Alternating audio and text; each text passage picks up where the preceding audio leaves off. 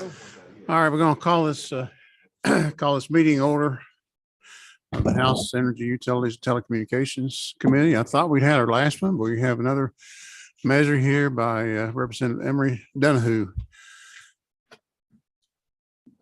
Well, hold on a second. We always open with a word of prayer. I thought you were wanting to pray. I mean, somebody else should pray. You want to pray? You want to pray? Be silent. Chairman Cantrell's with. We'll go with our pastor over here. All right, let's pray together. Lord, thank you for the opportunity to be together this afternoon. Pray you give us wisdom, even though we're tired this afternoon. Help us to do what's right by our state. And we pray all this in Christ's name. Amen. Thank you. That was a good prayer. All right, we'll call on Representative Emery Donahue. You have a measure you want to bring before us. Mr. Chairman, I bring before you House Resolution 1147 LC 1250415. Basically, all this resolution does, it brings us forward with where we were a couple years ago. In the USA and in Georgia alone, we have the opportunity with our resources to continuously produce petroleum oil products. We have continuously been denied that right. If you look at 16 months ago, we were paying $1.89 a gallon, and now we're up to about $4.69. So all we're doing is asking the president to please allow us to use the resources that we have in this great country. And with this country, we are now dealing with other countries that we're giving people like Putin $1 billion a day, basically within oil that we could be producing, while charging the residents of this great country a premium. And every time they go to fill up, they have to give up and sacrifice. So through this, there's several things that we look at. If you'll see on your bill, line 8, 9, 10, that you're looking at more than 11 million jobs nationwide, 243,000 total jobs with 30.8 billion in gross domestic income. To Georgia alone, if we looked at processing and opening up the door to allow this to happen. There was a little poll that was done. Today's polling confirms that a majority of Georgians were polled, and these Georgians was 497 registered voters. It was nonpartisan, 9 out of 10 voters, 90% split among evenly Republicans and Democrats. Each said they would like to see the right for us to produce and move forward and to have that opportunity. And that's basically what we're trying to do with this resolution, to allow us again to produce what we already have in our country and step forward with it. Would you take questions? Yes, sir. There is a question. Representative McLaren. Thank you, Mr. Chairman. With your indulgence, I might break it out very modestly into either 2 or 3 or 4-part question, just to give you a quick preview. I would ask you to ask the questions one at a time, and then I'll have to make a decision whether we proceed with them. There may be a point where I cease to be recognized, but I just wanted to give you a heads up. Thank you, Mr. Chairman. So, Representative, regarding this very simple resolution where we're just asking the Biden administration to, play ball, there's some language in this that is pretty pointed about the Biden administration. I mean, is there a version of this resolution you're willing to do that's not so overtly political? And I would draw your attention to line 19 to start with. Yes, sir. Whereas the Biden administration continues to increase cost, delay efforts to develop oil and natural gas leasing on federal lands and water, despite the fact that the program provides billions of dollars in revenue for the federal and state. Yeah, well, it's been a long time since my second grade training in facts versus opinions. But I mean, Yes. I guess my question for you is there, would the committee be willing to, or would you be willing to sponsor a version of this resolution that encourages short-term energy production in all sectors that isn't so explicitly pointed about the successes or failures of certain administrations? Would you be willing to do that? Well, it's not really, it's saying that we're throwing rocks at anybody. Basically, we're looking at just the facts, as I learned in first grade, that basically stated that if something's truth, it's a fact. It can be an assumption or it could be a mistruth. With this is saying that we led 18 months ago about $1.89 a gallon. Now the gas prices are up. We have opportunity to bring resources here. So I'm not saying that we're picking on a certain group or president. We're just looking at the facts. Okay, so before us. that'll conclude my first line of inquiry, Mr. Chairman, related to politicization. I'm going to take that as a no, that you're not willing to sponsor a different version of this. Say something here before we go on. I think his answer is really that it's up to the committee. I mean, I'm sure whatever the committee would decide to do, Yes, sir. he would probably be okay with that. I think that's really the answer to the question.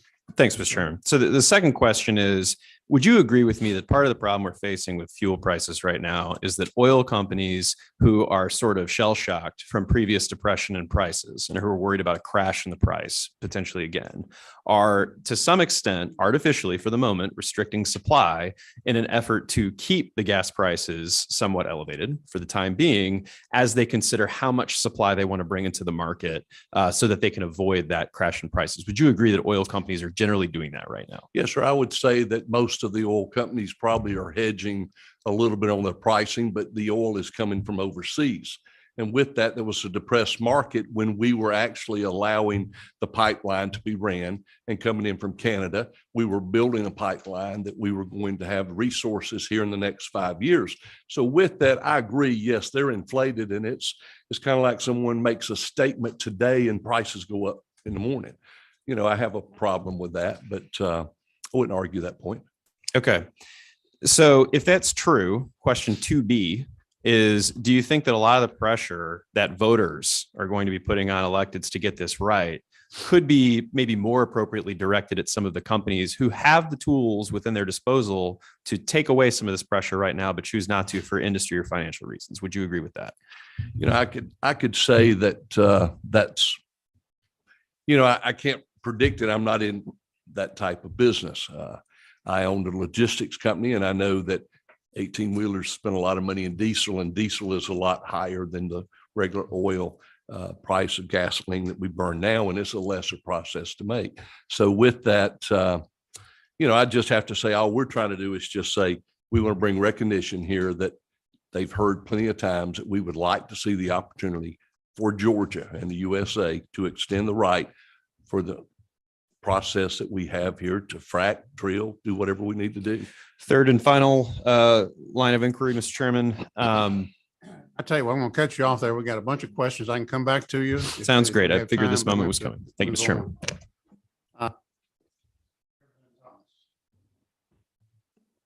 Thank you very much. I appreciate it. Representative Donahue, my first question is how does gasoline just magically get in your gas tank? Does it just magically appear? You wake up one morning and it's full? Not when my wife drives, no, sir. Thank you. So I heard my seatmate make a comment about, you know, temporary investment in infrastructure. Well, if you temporarily invest in infrastructure, typically an oil company is going to make sure they have turn an ROI on that infrastructure. Is that correct? That is correct. So businesses typically don't want to invest in things that they don't think they can make any money in. Is that correct? That's correct. So would you say that it's fair that when you have a administration that's not necessarily gas friendly, they're not going to want to make these certain investments because they don't see that they're going to get their ROI on it? I would say that's a pretty true statement. Okay, thank you. So that's my first question. My second question is, are you familiar with this thing called a strategic reserves for our oil? I am a little bit, yes. Has it not been a typical policy of other administrations that when we see gas prices increase, that we do releases out of the strategic reserve because that oil is already sitting there in storage, just sitting there waiting to be processed? That is true. Okay. So I know you can't answer for the Biden administration, but to me, it seems like what you're hitting at in lines 19 through 22 somewhat ties into the unwillingness of the current administration to release some of those reserves and to set business up in a way that they know they can make money off of their investments. And I think am I right or wrong? And that's kind of where you're going with 19. That's pretty much that no one has paid attention with the request before. And we're trying to just say that this is something we need to look at, and we need to look at it now. All right. Thank you, Mr. Thank Representative. you, sir.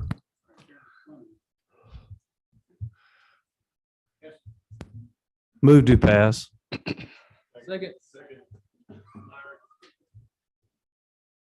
What I'm not going to recognize you. We still have questions. I know that everybody wants to get out of here, but I do want to give people a chance to ask their question. Representative Hutchinson. Thank you, Mr. Chair. I would, as the only social worker and therapist on this panel, can we please take one step towards closing this divide? I don't think 19 through 22 really is necessary for this to pass and have the same impact. Can we just please try? This committee try to be adults and be a good example for everyone else. The division has got to stop somewhere. I don't think that this is necessary, and it's just inflaming things that doesn't have to be inflamed. All right. I'll answer. I'll respond to that. You'll have your opportunity to vote yes or no on it. It's simply a urging resolution and about an important, as I see it, I'm not advocating for or against the resolution, but it is an important issue that we're all facing every day when we go to the gas station. Representative Kennard, you're almost my seatmate. I still don't know how to pronounce your name. You're on Zoom, I think. You have a question. Can you hear me okay, Mr. Chair? Yes. Okay. Isn't it, and this is to my seatmate, Representative Donahue, isn't it true that I had a very specific conversation with the chair of this committee asking about gas prices and the Biden administration? And he told me that he would like to lay blame on several things to President Biden, but gas prices is not one that he could lay blame to his administration. That it is a global, complex issue. You can't point to the administration for the price of gas. I would not have known of that conversation to know that would be true or not. I would have to say that so many times to look at any day, you can pull up recorded information where they blame the previous administration for something every day. And with that, we're looking at comparing apples with apples. That's every day. So we're just saying we are wanting the opportunity to see what we've been doing isn't working, to move forward and to say, let's do something different than what you've tried the first 15 months. Representative Montahan. The committee. I had two quick questions. Isn't it true that pipelines are the most economically and eco-friendly method of transport? Yes, sir. And isn't it further true that I think that we should all drill here and drill now? Drill, baby, drill. And that I was going to say that I believe in the drill, baby, drill policy. Isn't it true? Yes, sir. Well, thank you very much. And with that, Mr. Chairman, I would want to make a motion to pass. You're not recognized for that motion at this time. Representative Dickey, Chairman Dickey. Thank you, Mr. Chairman. I'll be quick, but I want to remind the committee that these increased oil and petroleum supplies also affected our food production in this country, and food security. Our fertilizer prices are very dependent on it. They have doubled and tripled. Our ag protection chemicals are doing the same thing, very dependent on that, and transportation costs for our food and supply in this country has doubled as well. And so I think it's multifaceted, the concerns I have for this flawed policy. Thank you for bringing the bill. Yes, sir. Thank you. Representative Moore. Thank you. Hey there, Representative Donahue. How are you? Hello there, Representative Moore. I'm good. Thank you. Good.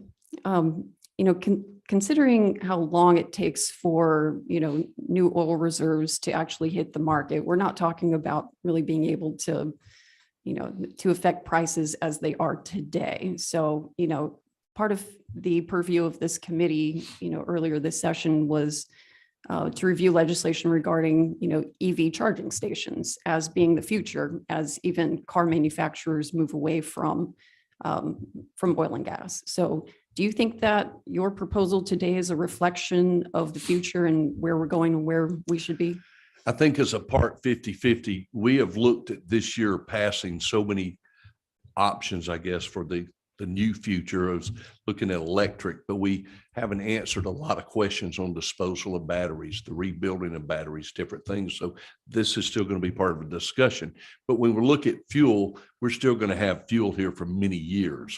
And no, it would not decrease the price of fuel immediately, but it would bring it back down in several months because we wouldn't be paying overseas such a high price per barrel, because we would have the opportunity to build within our country and our state to employ more people and to slowly bring back the fuel cost. And how many months do you predict that would happen in? I would have no idea. The president today couldn't probably predict it would have jumped up in about 11 months to where the prices are now. And the question earlier was, yes, there are some oil companies that when they speculate, they think they're going to go up on the price, and they do. It's 20 cents. And you and I know that there's no reason for it to jump up that price. But still, again, we're just looking at let's start now, because what is not working is not going to work in the future. The way we're doing this, we're making other countries wealthy when we could be producing for our people in this country. And that's the number one thing I want to see happen. Stop sending everything overseas and bringing stuff from overseas. We have the resources here. And one last question, Jeremy, if you don't mind. Given that the oil and gas industry is a for-profit, privately owned, companies, part of our capitalist society, and whereas the president doesn't own or control those private companies, would you be amenable to adding language here to ask the CEOs of these privately owned companies to reconsider their pricing scheme? And I've got some actual names. We could add David Lawler of BP America, Michael K. Worth of Chevron, Richard Moncrief of Devon Energy, Darren Woods of ExxonMobil, Scott Sheffield of Pioneer Natural Resources, and Gretchen Watkins of Shell. Would you be amenable to that addition to this resolution? I'm here for the committee and the chair to, if they look at something that they feel as a committee, which I feel, I'm here to look at whatever you think's better. But then again, I would have to say that we're making a lot of people in another country, Saudi Arabia, Venezuela, Russia, even Ukraine. These people are making more money now than we are. We can control it because we proved it for 4 years. Our prices were low and we did a lot of good in those 4 years. Now it's like first thing we do is we shut down what was working.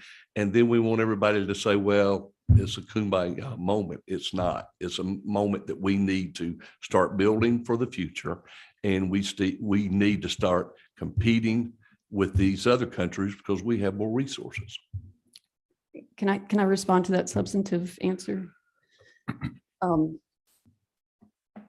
Given that everything in our capital society is based on competition, That's right. if these CEOs here in America were to put downward pressure on prices, would that not then address the problem that you are trying to solve, which is making sure that more money doesn't go to these outside countries that you don't like? We would have to also include the other powers to be in the other countries too.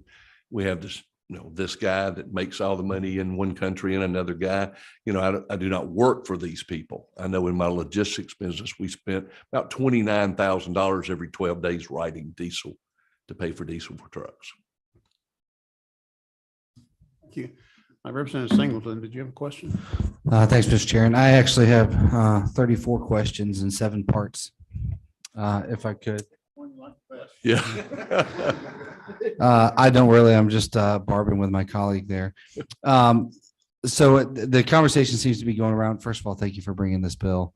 And I know you, and I just real quick, I want to make it clear that it's not your intent for this to be a strictly partisan urging resolution. Would that be correct in saying? That is correct. Yes. Okay, you're just addressing the current administration because we're a government body urging another government body. Would that be correct? That's Do you feel that it's more appropriate that we as a government body tell private industry how to behave, or we as a government body try to influence other government bodies? Other government bodies.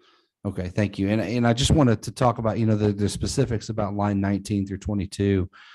I just when reading my favorite online subscription here to the New York Times. I read them all the time because they're awesome. Talking in February about the Interior Department is pausing new federal oil and gas leases and permits after a judge blocked the government from weighing. So I don't want to read the whole article, but this is February 22. It says the Biden administration is indefinitely freezing decisions about any new federal oil and gas drilling. Is it not true that 25% of all oil production in the United States is all on federal lands? Is that not true? Yes, sir, or more even. Okay. I only ask these questions, Mr. Chairman, because I have one of my constituents who unfortunately I won't be going back to for campaign contributions since I'm not running for office again, but was a good contributor of mine that is in this industry, and primarily their drilling was on through federal leases on federal lands, and their industry, his business in particular, has been devastated since the Biden administration. Their lack of ability to drill and to support these new leases, and a complete misunderstanding of the general public on the way these leases are obtained and renewed, as if the 6,000 plus, actually it's over 9,000 current approvals that are pending. So essentially, my point really to the committee, and why I recommend that as soon as possible, we recommend do pass, Mr. Chairman, is just that it's not partisan to say that we are in an energy crisis, and we have the ability as a sovereign nation to solve that energy crisis. And I believe we have a responsibility to our people to urge them. So thank you for bringing the resolution. Thank you. Okay, thank you. Representative McLaurin, did you still have a question? If you do, now I'm going to let you ask one question, and your A's and B's, all that's going to have to be in the one question. Very pointed question regarding the bill, to the bill. Okay. Mr. Chairman, I would propose amendments at the appropriate time, but I have no further Okay, questions. very Yeah, good. thank you. All right. I see no further questions. Representative Fleming, we have a motion to pass.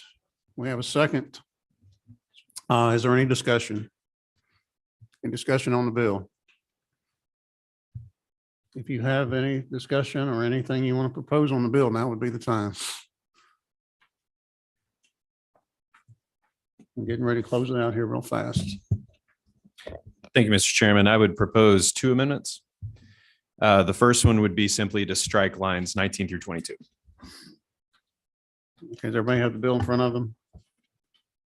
And restate your proposed amendment. Sure. The amendment number one is strike lines 19 through 22. All right, Representative Donahue, do you object? Okay, is there a second? Yeah. Second. There's a second. I would rather still leave it as it is, to be honest with Okay. you. He objects. Any discussion on the amendment? We have a motion to pass the amendment and a second. All in favor of Representative McLaurin's amendment indicate by saying aye. Aye. Aye. Any opposed by no? No. Okay, I have a little trouble. Can we vote on here? How do we do that? Oh, hand, okay. It's late in the day. All in favor of the amendment indicate by raising your hand. In favor of the amendment. Aye. Aye. Okay. if I you'll believe count Martin them. did a football move. It was a complete movement. Okay, okay, what was that in favor? Okay, all opposed. Raise your hand. Can't vote twice. Okay. Martin. The amendment fails. Did you have another amendment? I did, Mr. Chairman. Thank you. And the second amendment, I'd like to add language. And this is, I want to be clear, this is an alternative to the first amendment. I would have been satisfied with the first one, but the second amendment proposed is to add language after line 25. And it would basically be, and we'd have to clean up the and too, but the thrust of the amendment is to add the Well, language. you have to tell us exactly what it would be. That's right. So after line 25, add whereas, despite the success of several measures in the state house to date that are designed to appeal to the Republican base, the majority's appetite for election year messaging is bottomless. That's the text of the language to add. And then what I would want to do also is strike the and on line 22. and add that and in place of the period on line 25. That's the text of the amendment. Okay, we have a motion for your amendment. Any seconds? Second. All right, there's a second. To my seatmate. Any discussion on the proposed amendment? Yeah, you recognize. So this is, I just wanted to clarify that Mr. McLaren is supporting you do support this second amendment? You want this? Say that. You support this second amendment?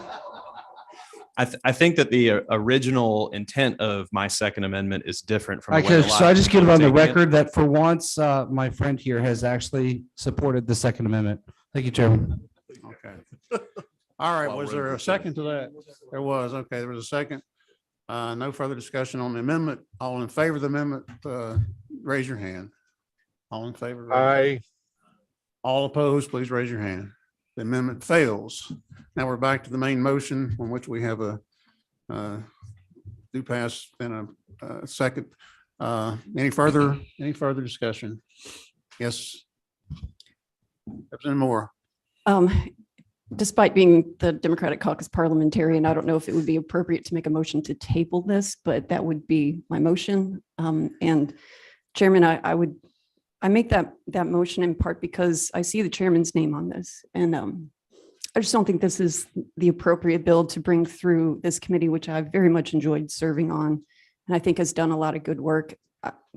I would like to make the motion to table this. Okay, I think that's a superior motion, right? Okay, there's a motion. Is there a second?